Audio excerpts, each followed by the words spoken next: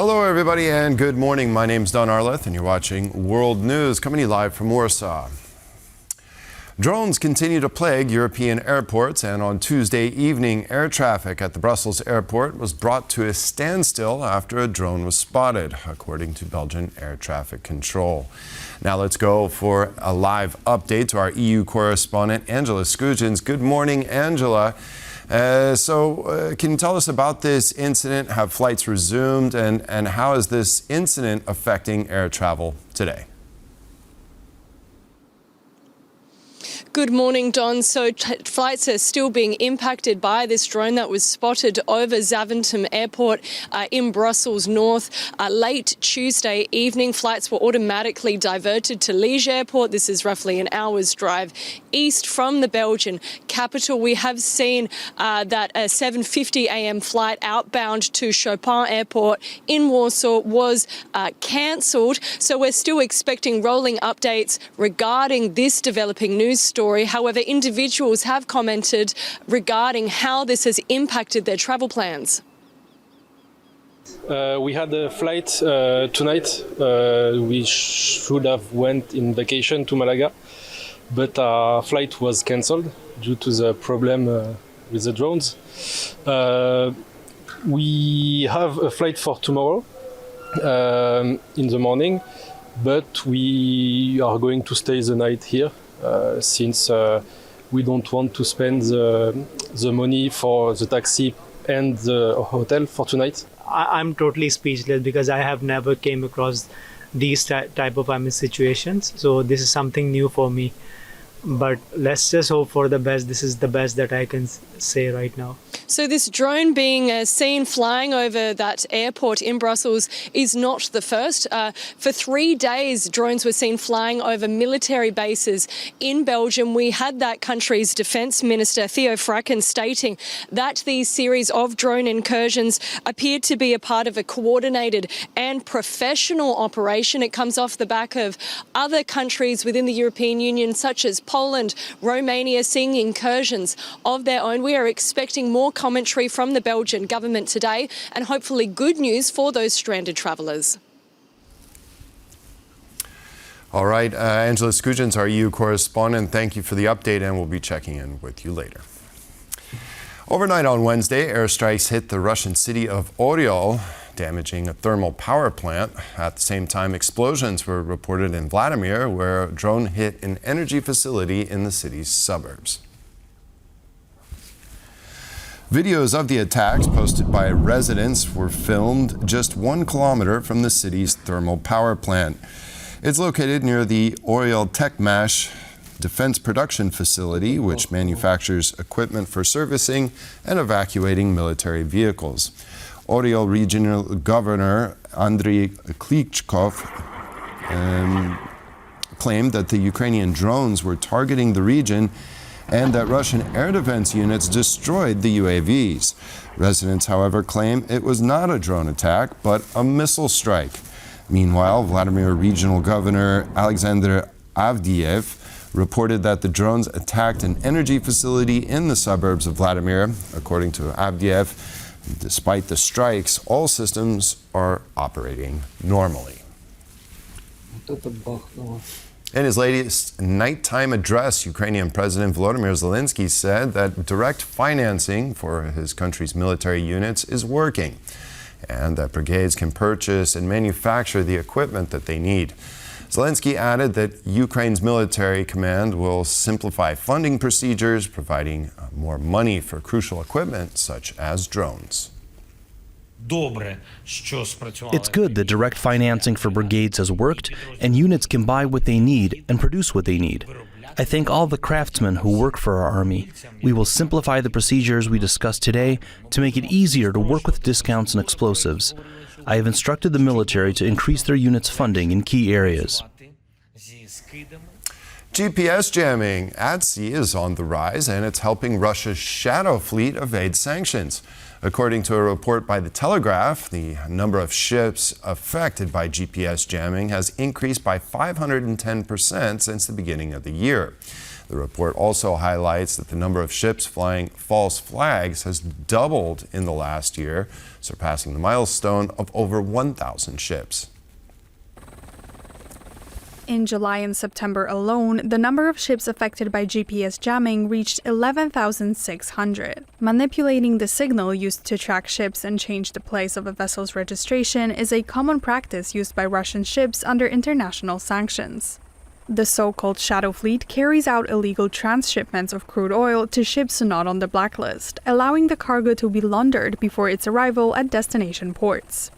According to Windward AI, which analyzes maritime data, Russian oil transshipments take place in international waters off the coast of Cyprus and in areas outside China's eastern Pacific ports. On Tuesday, the U.S. Treasury Department officially removed the Belarusian airline Belarus and Alexander Lukashenko's personal plane from the list of sanctioned entities.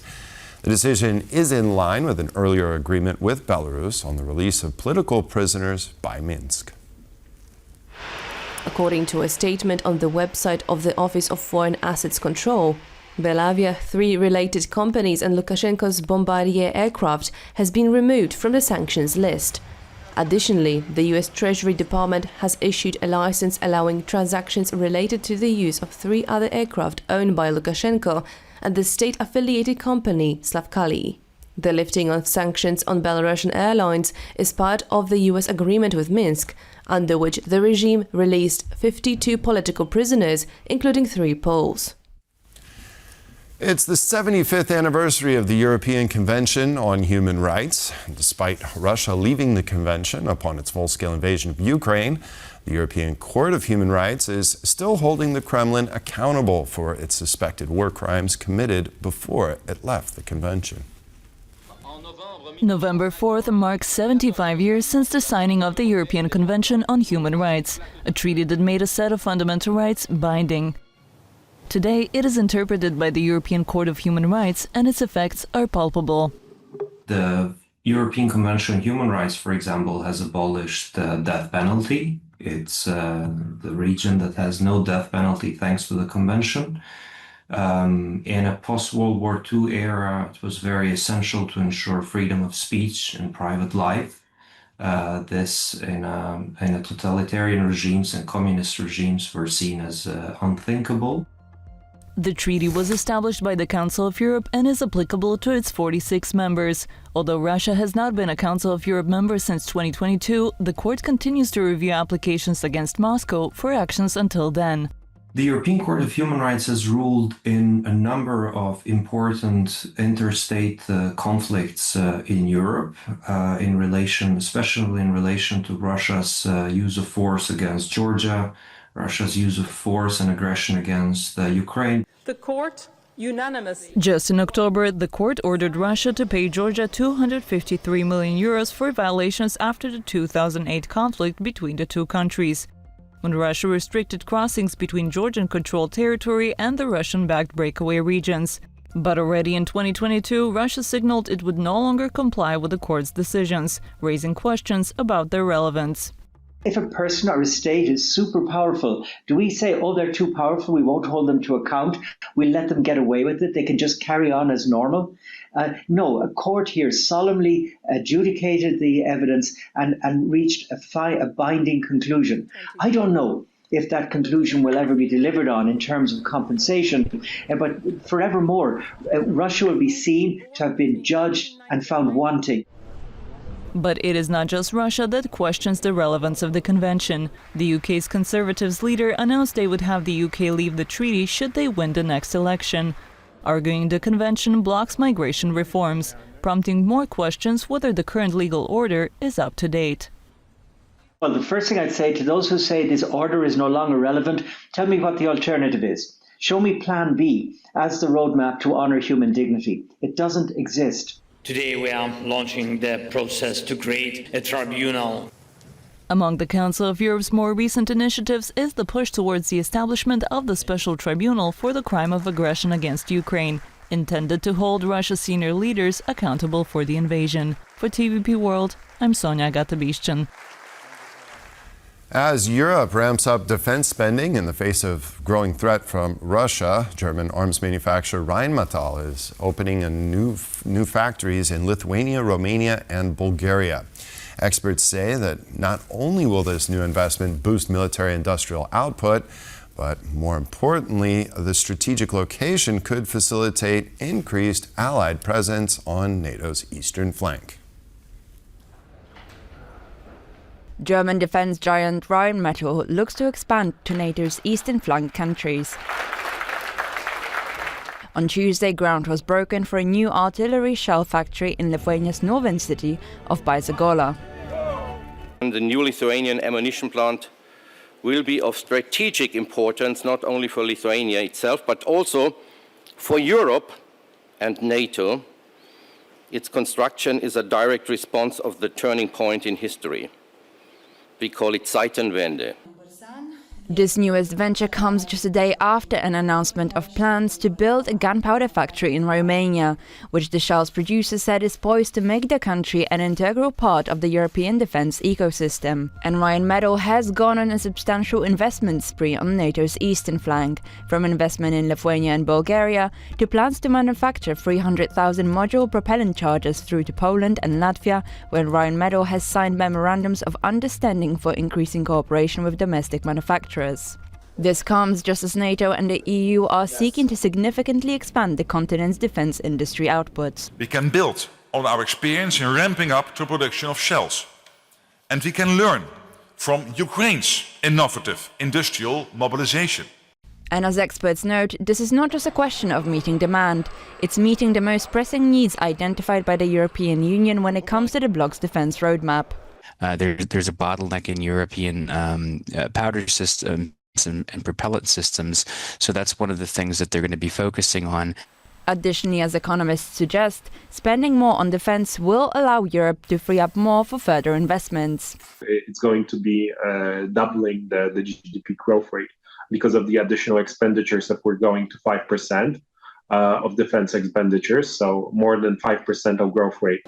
The stronger ties that follow joint military ventures are also a key factor in bolstering the military presence on NATO's eastern flank. That also leads into deterrence, letting Russia know that we are ready, and we are getting ready, and we're doing it quickly, and we're doing it collectively. For TVP World, Zuzanna Jurek.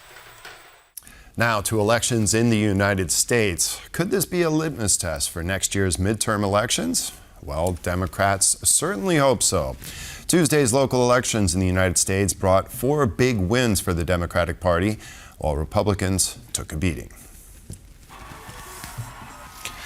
New York City residents have elected their new mayor, Uganda-born Zoran Mamdani, the first Muslim and South Asian to lead America's largest city. The Democratic Socialists gathered over 50% of the votes. In Boston, Democrat Michelle Wu was reelected as mayor after her opponents dropped out of the race. But Democrats also scored big in other elections too, winning gubernatorial races in Virginia and New Jersey. Virginia will see its first female governor, while New Jersey elected its first female Democratic governor. U.S. media called the election a serious test for Donald Trump's presidency, who took to social media to blame the recent government shutdown and his absence from the ballots for the Republicans' losses. I know you're struggling. The Portuguese Navy has intercepted a semi-submersible vessel off the coast of Lisbon carrying nearly 2 tons of cocaine. The high seas operation involved more than 70 Navy personnel and police officers. According to Portugal's Navy, the vessel was stopped about 1.8 kilometers off the coast of Lisbon during rough weather, which caused it to sink after the cargo was seized. Authorities say the captured boat is the second semi-submersible used by smugglers to be intercepted this year. The first was in March and carried over 6 tons of cocaine. Portugal remains a major gateway for drug trafficking into Europe, with security forces seizing a record 23 tons of cocaine in 2024. In a separate raid on Wednesday, police also confiscated another 2.4 tons from a motorboat and arrested 4 suspected gang members. And that concludes this edition of World News. Thank you for watching, and do stay tuned for more here on TVP World.